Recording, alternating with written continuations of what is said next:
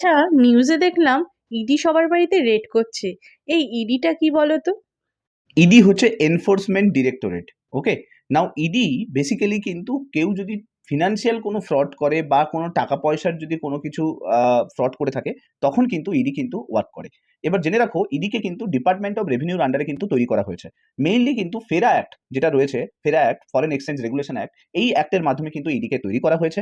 আর জেনে রাখো, ইডির কিন্তু হেডকোয়ার্টার অনেকগুলো জায়গায় রয়েছে। তার মধ্যে জেনে রাখো 5টা রিজিওনাল অফিস কিন্তু টোটাল ইডির রয়েছে। তার মধ্যে কলকাতাতেও একটা কিন্তু রিজিওনাল অফিস রয়েছে, 10টা জোনাল অফিস রয়েছে এবং 11টা সাব জোনাল অফিস রয়েছে।